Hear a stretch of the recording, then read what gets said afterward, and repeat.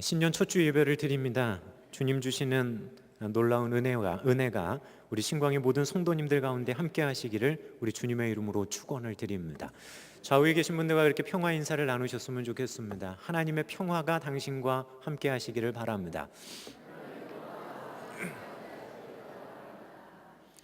자, 앞뒤에 계신 분들과 인사하실 땐 그렇게 인사하셨으면 좋겠습니다. 그리스도의 복음에 합당하게 생활합시다.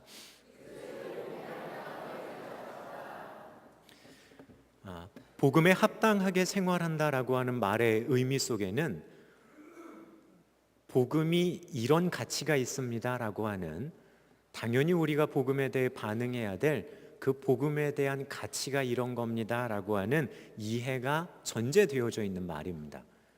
그리스도의 복음에 합당하게, 그렇다면 그 복음에 합당하게 반응하기 위해서는 먼저 우리 가운데 복음이 우리 삶에 얼마만큼의 가치를 가지고 있는지를 분명히 인식하는 모습이 전제되어져야 한다는 뜻입니다. 우리의 삶 가운데 예수 그리스도의 복음은 어느 정도의 가치를 가지고 있을까요? 여러분들 개개인의 삶의 여정들 속에 예수 그리스도의 복음, 다른 말로 구원, 하나님 나라로 대표되어질 수 있는 이 이야기들이 어느 정도의 가치를 가지고 계십니까? 하나님 나라가 내 삶에 어느 정도의 가치를 가지고 있을까? 나를 구원하신다라고 이야기하는데 그 구원은 내 인생에 어느 정도의 의미를 가지고 있을까? 세상에서는 어떤 것의 가치를 산출하게 될 때 흔히 사용하는 것이 물질의 단위를 가지고 산출을 합니다.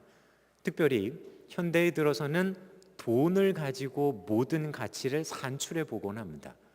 우리가 가지고 있는 물건의 가치도 제일 쉽게 돈으로 얼마야 하면 됩니다. 근데 참 서운하고 참 모한 모습은 심지어 사람의 가치를 따질 때도 돈을 가지고 얼마라고 하는 이야기들을 하게 되는 모습들을 보게 될 때 때로는 마음 답답한 모습을 갖게 됩니다. 예전에는 가장 고귀하고 덕스러운 덕목으로 생각하면서 감히 그런 부분에 돈의 가치를 적용할 수 없었던 그런 부분들을 이제는 서슴지 않고 돈의 잣대를 들이대고 이게 얼마짜린가라고 하는 것으로 생각하곤 합니다. 예술도 마찬가지입니다. 예술을 평가할 때 이 사람이 어떤 의미를 가지고 어떤 의미가 있지가 아니라 이게 돈으로 얼마나 할까라고 하는 생각을 제일 먼저 하는 것이 지금의 현실이기 때문입니다.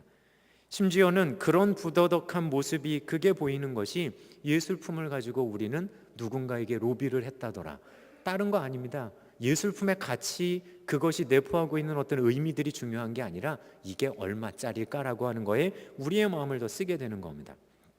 하지만 분명한 건 돈으로 가치 매길 수 없는 것이 우리들 주변에 너무 많다는 겁니다. 가령 예를 들면 여러분들 가정에 있는 여러분들의 자녀를 돈으로 환산해 본다면, 아니 환산해 보라고 하면 여러분들은 뭐라고 이야기하시겠습니까? 여러분들의 부모님을 돈의 가치로 매기라고 하면 여러분 서슴지 않고 얼마라고 얘기하실 수 있겠습니까? 우리들 주변에도 감히 돈의 잣대를 들이대고 환산할 수 없는 그 값어치를 갖는 것, 그 고귀한 가치를 갖는 그런 것들이 우리들 주변에는 참 많이 있다는 사실입니다. 도저히 돈이라고 하는 것으로는 그 가치를 생각해 볼 수가 없어서 감히 시도하는 것조차도 불온한 것처럼 느껴지고 불경건한 것처럼 생각되어지는 그것이 있다는 겁니다. 여러분들에게 있어서 복음은 어느 정도의 가치를 가지고 있습니까? 여러분들은 복음에 대해 어느 정도의 내 삶의 의미를 가지고 있다라고 분명하게 사람 앞에서가 아니라 하나님 앞에서 여러분들은 이야기하실 수 있겠습니까? 오늘 성경의 본문을 살피면서 특별히 이 부분을 함께 생각해 보면서 우리에게 주시는 주님의 교훈과 도전을 이 시간 함께 생각을 해보려고 합니다. 우리는 그리스도의 복음의 가치를 어느 정도로 느끼고 있습니까? 여러분들은 그리스도의 복음을 이야기하면 어떻게 삶에서 고백하실 수 있겠습니까? 어떤 사람은요, 피부로 와닿게 그 가치를 느끼고 있는 사람도 있습니다.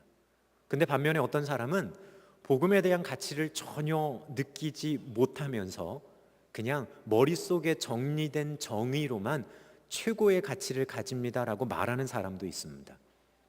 그런데 그 두 사람의 구별점은 어디서 나타나냐 하면 말로 표현하는 것에서 나타나는 것이 아니라 그의 삶의 모습을 들여다보면 그건 분명하게 표현되고 확인될 수 있습니다. 이 사람의 삶의 모습을 가만히 들여다보면 그의 삶 가운데 복음이 어느 정도의 가치를 점하고 있는지를 우리는 확인할 수 있기 때문입니다. 삶에서 하나님의 복음이 최고의 가치에 있는 사람이라고 한다면 그 사람은 삶의 모습이 다르기 때문입니다. 분명한 가치의 기준이 다른 곳에 있기 때문입니다. 구원, 하나님 나라로 표현되어지는 이 놀라운 일들이 진정한 삶의 가치가 되어져서 그의 삶의 중심에 있는 사람은 당연히 드러나는 것이 다르기 때문입니다. 설교를 준비하면서 그냥 그런 생각을 해봅니다. 우리가 가장 피부에 금방 와 닿을 수 있는 가치체계인 불온하다고 생각하셔도 여러분 좀 이해하십시오. 돈의 가치로 만약에 우리의 구원, 하나님의 은혜를 산출해 보라고 한다면 우리는 어떻게 이야기할 수 있을까? 왜냐하면 그게 우리의 살에 그래도 가장 빨리 와닿는 방법이지 않을까라는 생각을 해보는 겁니다. 그런데 주님께서요, 천국에 대한 이야기, 복음의 핵심인 하나님 나라에 대한 이야기를 표현하실 때 이와 비슷한 표현을 사용하셨습니다. 마태복음 13장 44절에 보게 되니까 천국은 마치 밭에 감추인 보화와 같으니 사람이 이를 발견한 후 숨겨두고 기뻐하며 돌아가서 자기의 소유를 다 팔아 그 밭을 사느니라. 천국의 값어치가 어느 정도냐 하면 밭에 숨겨놨던 보물을 발견해서 그 보물을 자기 것으로 얻기 위해 그 밭을 사려고 하는 사람의 그 노력과 그것에 집중해 나가는 마음과 그것을 얻으려고 자신의 삶 전체를 던지는 그 정도의 가치가 하나님 나라에는 있어라고 비유로 주님은 이야기하고 계십니다. 왜냐하면 이 이야기가 저희에게는 그런 이야기가 어떻게 있을 수 있어라고 생각할지 모르지만 2000여 년 전 예수님 당시의 사람들에게는 이거는 정말 피부로 와닿는 이야기였기 때문입니다. 왜냐하면 밭에 감추인 보화는 꾸며낸 일이 아니라 당시의 팔레스타인 지역에서 심심치 않게 들려오는 이야기였기 때문입니다. 왜냐하면 신구약 중간기 400년을 살면서 유대라고 하는 나라는 나라의 모습도 제대로 갖추지 못하고 열강들의 틈바구니 속에 때로는 남쪽에서 올라오는 애굽을 중심으로 하고 있는 프톨레마이오스 왕조, 북쪽에서 내려오는 셀루코스 왕조의 전쟁터가 되어져 버린 것이 바로 그 유대라고 하는 나라였습니다. 이들이 하는 거 아닙니다. 전쟁 났다고 하면 도망가야 됩니다. 그러니 자신들이 모아놨던 금붙이나 보화들을 어떻게 하냐 하면 들고 다닐 수가 없어서 밭에다 갖다가 묻어버리는 겁니다. 그리고 몸만 빠져나갔다가 나중에 돌아오면 본인이 숨겨놓은 그곳에서 그 보물을 찾으면 되는 것뿐입니다. 은행이 없으니까요, 당연히 그것이 그들에겐 가장 좋은 방식이었을 겁니다. 근데 문제는 그 난리통에 잘 보물을 숨겨놓고 이 사람이 죽은 겁니다. 자녀에게도 이야기해주지 않고 심지어 며느리에게도 이야기해주지 않고 그냥 혼자만 알고 있다가 죽으면 그게 누구께 될까요? 그러다가 어느 날 그 밭의 임자들이 이리저리 어수선하게 바뀌다가 한 사람이 밭에서 그 보화를 발견합니다. 그러면 발견되어진 그 보화의 주인이 누군지를 전혀 모르는 겁니다. 누가 숨겨놨는지도 모르고 누구 건지도 모르고 찾을 길이 없습니다. 그러면 그 보물은 최종적으로 그 밭을 소유하고 있는 사람에게 귀속되었다는 겁니다. 그 이야기는 당시의 팔레스타인 주변에서 심심치 않게 들려오는 이야기입니다. 요즘 우리들의 말로 바꿔 얘기하면 그거예요. 여러분들 주변에서 매스컴을 통해서 누군지는 모르는데 어디 사는 누가 이번에 로또에 당첨됐대더라. 그 이야기를 들으면 우리는 은근슬쩍 그 이야기의 주인공이 되고 싶은 마음 없으십니까? 예수님이 지금 하시는 이 이야기는 당시 이 이야기를 듣는 사람들에게 있어서는 내가 그 이야기의 주인공이 돼봤으면 할 그런 이야기를 주님은 이야기하시는 겁니다. 근데 그 밭을 소유한 사람이 아니라 그 밭에서 소작하고 있던 한 사람이 주인도 모르는 그 보물을 발견한 다음에 묻어둡니다. 자신이 그 보물을 얻기 위한 방법은 하나입니다. 작을지라도 그 보물이 묻어져 있는 그 조그만 밭이라도 본인이 사야 하는 겁니다. 내 소유만 되면 밭이 소유가 되는 게 아니라 그 보물이 자신의 소유가 되어지는 거기 때문입니다. 그러니 이 사람은 가서 뭐 합니까? 기쁩니다. 그 밭을 사기 위해 자신의 모든 걸 다 정리합니다. 성경에 표현은 없지만 자신이 가진 것만 가지고 부족하다면 뭐 할까요? 빌려서라도 그 밭만 사면 해결되는 겁니다. 자신의 모든 것을 다 투여해서 그 보물을 얻기 위해 그 밭을 사는 그 사람의 심정. 천국은 그 정도의 가치를 가지고 있는 것이다. 그들의 마음속에 그들의 삶의 피부로 와 닿도록 주님은 그렇게 이야기하고 계셨는지 모릅니다. 여러분 어떠십니까?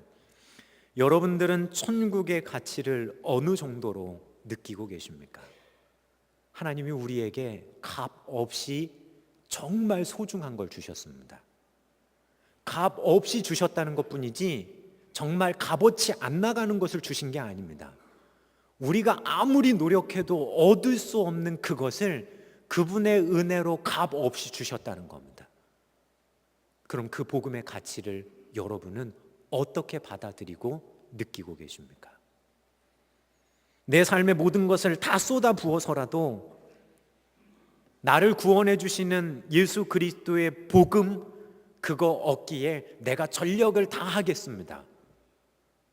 틀림없이 복음은 내 인생에 그 정도의 가치가 있습니다 라고 여러분들은 고백하실 수 있으시겠습니까? 그리고 그 복음의 가치 알기 때문에 그걸 얻기 위해 내가 집중하며 최선을 다해 앞으로 나아갑니다라고 여러분들의 삶으로 또한 고백하실 수 있겠습니까? 복음에 합당하게 생활하기 위해서 전제되어져야 될 건 내가 그 복음에 대한 가치를 어떻게 느끼고 있느냐입니다. 복음에 대한 분명한 가치를 알게 된다면 삶은 변화될 수밖에 없습니다. 복음의 가치를 알면 자신의 모든 것을 다 들여서라도 그거 얻기 위해서 우리는 매진하며 갈 수 있습니다. 우리는 흔히들 그런 말 많이 합니다. 그 사람이 의지가 약해서요. 근데 때로는 의지가 약하다기보다는 그의 인생의 복음의 가치가 그가 이해하는 복음의 가치가 그 정도밖에 되지 않기 때문에 그 이상 나가려고 하는 의지가 생기지 않는 겁니다. 사도 바울은 빌립보 성도들에게 그들이 누리고 있는 그 복음, 그 소중한 복음에 합당한 생활을 할 것을 지금 권면합니다. 그리스도의 복음에 합당함, 그것을 알기 위해서 그들을 구원하신 하나님의 구원의 가치가 어느 정도인지가 전제되어지는 이야기를 우리에게 해주고 있다는 겁니다. 우리 흔히들 말로 그렇게 표현하지 않으십니까? 예수님 한 번만으로 충분합니다. 구원해 주신 은혜, 은총 하나만 가지고도 충분합니다. 내 삶의 전부입니다. 자, 그러면 여러분들이 복음의 가치를 그렇게 고백하고 느낀다면 그 모습은 너무나 자연스럽게 우리들의 삶에 반영될 수밖에 없습니다. 왜냐하면 삶의 최고의 가치에 있기 때문에. 복음을 최고의 가치로 이야기하며 복음을 최고의 가치로 여기고 있다라고 생각하면서 혹시 그런 삶의 모습이 전혀 반영되고 있지 않다면 그의 마음의 중심에는 복음이 아닌 다른 것이 그 최고의 가치를 차지하고 있다는 의미입니다. 돈보다 복음의 가치가 더 있다고 이야기하는데 실제로 돈에 대한 문제가 생겼을 때 복음보다도 이익에 더 먼저 빨리 반응해 가게 된다면 그 사람의 가치에 있어서는 복음보다 돈의 더 우선하는 가치가 되는 겁니다. 삶의 여정을 걸어가다가 자기 자랑, 자존심에 약한 사람들이 있습니다. 복음이 최고의 가치죠 라고 이야기하면서 자기 자존심, 자기 자랑, 자기를 내세우기 위한 것에 먼저 달려가고 있다면, 그리고 본인을 공격하는 사람들 앞에 자기 희생과 인내의 모습으로 나가고 있지 못하다고 한다면 그의 삶에 있어서 복음이 제1의 가치의 자리에 있는 것은 아니기 때문입니다. 복음의 가치를 안다는 건 그의 삶의 모습이 그 가치를 아는 자의 모습이라는 뜻입니다. 삶에서 복음의 가치를 그렇게 느낀다면 당연히 그렇게 고민하며 생각할 수밖에 없는 것이 너무나 당연한 우리의 모습이 되기 때문입니다. 주님은 가장 소중한 가치를 우리에게 주셨습니다. 자신의 가장 사랑하는 아들을 주시며 그 세상의 어떤 것과도 바꿀 수 없는 가치를 우리에게 더해 주셨는데, 막상 그것을 받아 누리는 우리가 그 진정한 가치를 못 깨닫고 있지는 않으십니까? 아이들을 한번 여러분 가만히 생각해 보십시오. 돈의 가치를 모르는 아이들은요, 10,000원짜리를 좋아할까요? 500원짜리를 좋아할까요? 아이들한테 돈 줘보신 적 없으십니까? 돈의 가치를 모르는 아이한테 10,000원짜리를 주면 아이들이 좋아할까요? 500원짜리를 주면 좋아할까요? 아이들한테 10,000원짜리가 중요한 게 아니라 당장 사탕하고 바꿀 수 있는 500원짜리가 그들에겐 최고의 가치입니다. 하나님은 우리에게 최고의 가치를 선물해 주셨는데 우리는 그 가치를 인식하지 못하는 겁니다. 그러니까 가치 없는 것으로 생각하며 살아가는 삶이 되진 않을까요? 끝내는 하나님 주시는 은혜를 하나님 저는 왜 못 누립니까? 라고 하는 말의 의미 속에는 아직 본인이 그 복음의 가치를 깨닫지 못하고 있다라고 하는 의미인지 모릅니다. 분명한 건 복음의 가치를 깨달은 그 사람의 삶의 방향성과 모습은 분명하게 다를 수밖에 없기 때문입니다. 성경에 보게 되어지면 그 복음의 참된 가치를 알고 살았던 수많은 사람들에 대한 이야기를 우리에게 해줍니다. 사도 바울이 그랬습니다. 내가 예수 그리스도를 아는 지식, 그것이 가장 고상하기 때문에 내가 지금껏 누려왔고 알아왔던 모든 건 내가 다 배설물로 여긴다고. 그러니 최고의 가치가 여기 있는 거 안다고. 그래서 자신의 생을 들이며 그 험난한 선교의 여정들을 걸어가며 끝내는 죽음을 향해 걸어가는 여정들 속에서도 나의 죽는 것보다 이것이 더 소중한 가치가 있어서 나는 갑니다라고 그는 걸어갔던 겁니다. 그의 삶을 바라보며 미친 사람이라고 얘기하십니까? 만약에 그의 삶을 바라보며 여러분들 바울이니까 그렇지라고 생각하십니까? 하나님은 우리에게 동일한 복음을 주셨습니다. 근데 바울은 그렇게 느끼는 겁니다. 그런데 동일한 사람이 나는 왜 그렇게 못 느낄까를 우리는 고민해 봐야 하는 겁니다. 끝내는 여러분들이 느끼는 그 복음의 가치가 여러분들의 삶을 만들어 갈 겁니다. 얼마나 소중한 가치로 그 복음을 받아들일 수 있느냐가 여러분들의 이 땅에서의 복음에 합당한 삶의 모습을 결정하는 가장 중요한 부분이 되어질 거기 때문입니다. 소망하기는 복음에 합당한 가치를 알아 온전히 반응해 갈 수 있는 신광의 성도님들 되시기를 주님의 이름으로 부탁을 드립니다. 나는 이만큼의 가치를 가지고 너희를 사랑했는데 그거 못 알아준다면 하나님 마음 서운하시지 않겠습니까? 내가 이렇게 마음을 가지고 이런 애쓰는 마음을 가지고 너에 대해 이렇게 배려했는데 그 마음 못 알아준다면, 그 가치 못 알아준다면 여러분들도 마음 섭섭하지 않으시겠습니까? 하나님 마음도 그러실 거라는 겁니다. 자기 아들을 주셨고 받을 자격 없는 이들에게 거저 주셨는데 그 가치 까맣게 모른다고 한다면 주님 마음 참 안타까우실 겁니다. 사도 바울은 그 복음의 가치에 합당한 생활을 하라고 빌립보 교회 성도들에게 이야기합니다. 복음의 가치를 알았다면, 그 합당한 가치를 인식하고 있다면 이제는 그거에 걸맞게 생활하라는 겁니다. 생활하라라고 하는 말로 우리말로 번역되어진 헬라어 단어 폴리듀호라고 하는 말이 있습니다. 근데 살다라고 하는 헬라어의 다른 단어 페리파테오라고 하는 말이 있는데 사도 바울은 굳이 페리파테오라고 하는 단어를 쓰지 않고 폴리듀오라고 하는 말을 씁니다. 이 말은 어떤 의미가 있냐면 시민이 된다, 시민으로서의 의무를 이행한다라고 하는 의미를 가진 단어입니다. 동일하게 살다라고 하는 의미로 우리말로는 번역되어지지만 그 본문의 억양의 뉘앙스가 조금은 다릅니다. 어떤 의미가 있냐면 시민으로서 당연히 해야 될 의무를 지키라는 겁니다.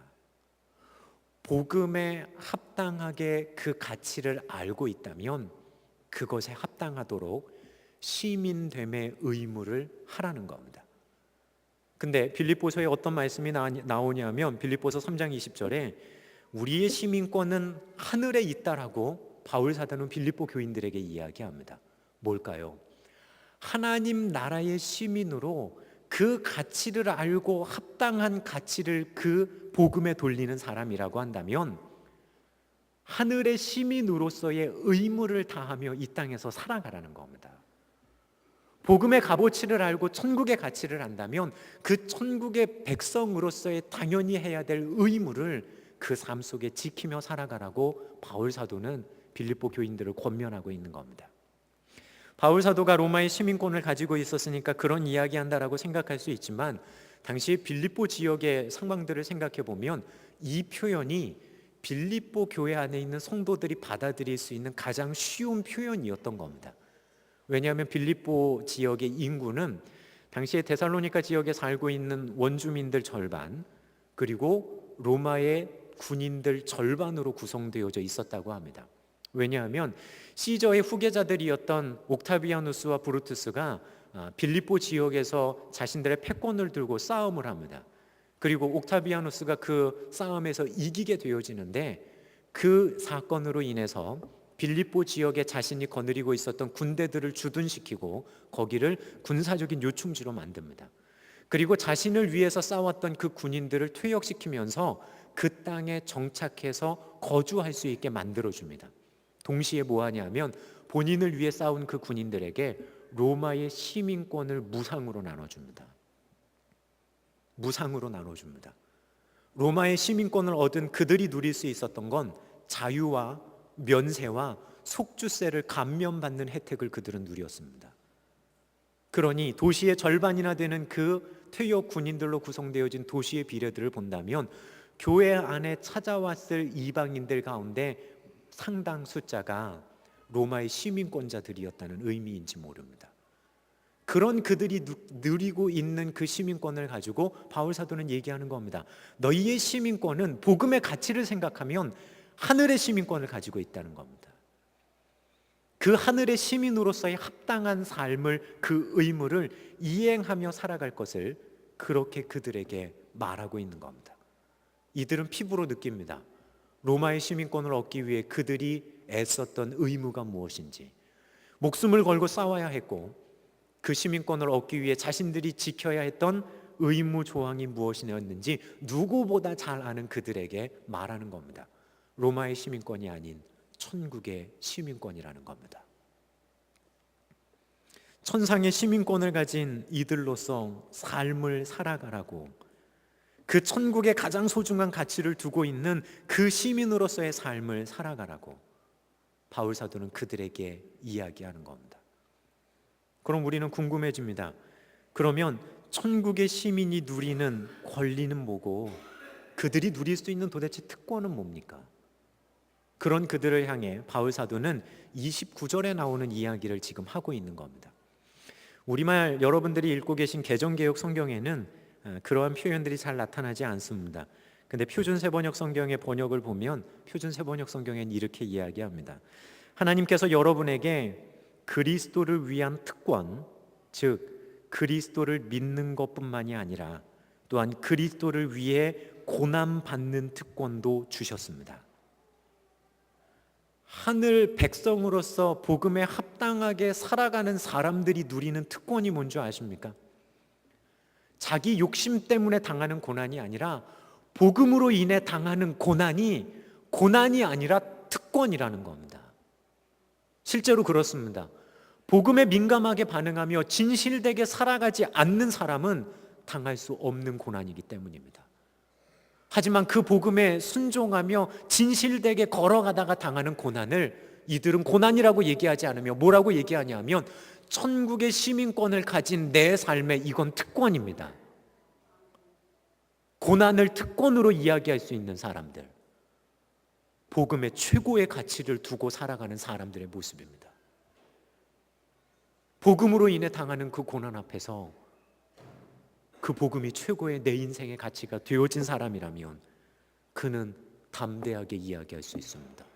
이것은 내가 이 땅에서 누리는 내 특권입니다. 여러분들은 여러분들이 당하는 고난에 대해 내가 이 땅에서 누리는 하늘 백성으로서의 특권이라고 고백할 수 있으시겠습니까? 복음의 그 분명한 가치를 아는 사람은 그렇게 고백합니다. 복음의 분명한 가치를 알고 있는 사람은 그렇게 고백하며 살 수밖에 없는 겁니다. 설교를 준비하며 설교를 마무리할 때 오늘 말씀 앞에 그렇게 서봤습니다. 그럼 나는 복음 때문에 당하는 그 고난에 대해 나는 특권이라고 생각해 본 적이 있나? 나는 복음 때문에 당하는 그 어려움 앞에서 오히려 기뻐하며 내가 천국 시민이기 때문에 당하는 내 특권입니다라고 주님 앞에 고백할 수 있었나?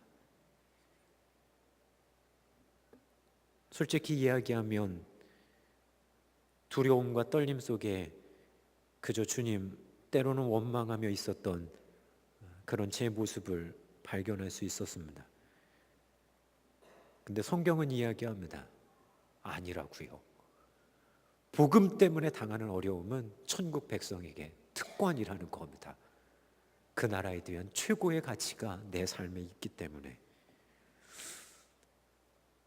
그런 삶 살기 원합니다 라고 하는 기도를 주님 앞에 드리며 또한 주님 앞에 그렇게 기도해 봤습니다. 주님, 올 한 해 우리 신광의 성도들 가운데 복음으로 인해 당하는 그 고난 앞에서 웃으며 내 특권입니다라고 말하는 사람들 주님 만나고 싶습니다. 복음 때문에 어려움 당하는 그 고난 앞에서 주님, 이거는 제 특권입니다. 내가 주님께 최고의 가치를 두고 살아가는 내 삶이기 때문에 이건 그런 사람만이 누릴 수 있는 특권입니다라고 이야기하는 그런 믿음의 사람들 만나고 싶습니다. 또한 주님 앞에 기도해 봤습니다. 사랑하는 신광의 성도 여러분, 복음의 가치를 온전히 깨달아서 우리의 삶에 그 가치가 반영되어진 삶을 살아가는 복된 성도님들 되시기를 주님의 이름으로 부탁을 드립니다. 심지어 그 복음의 분명한 가치를 알기 때문에 믿는 것 때문에 당하는 고난과 어려움 앞에서 두려워 떠는 것이 아니라 오히려 주님, 이건 내 특권입니다라고 오히려 담대하게 이야기하며 그 강한 믿음과 튼튼한 마음을 가지고 우리들 삶을 도전해 오는, 우리의 믿음을 도전해 오는 그 세상의 많은 일들 속에서 승리하며 살아갈 수 있는 여러분들 되시기를 또한 간절히 바라고 소망합니다. 복음의 가치를 온전히 아는 사람, 그리스도의 복음에 합당한 생활을 하려고 하는 사람에게 주시는 하늘의 놀라운 은혜가 여기 있기 때문입니다.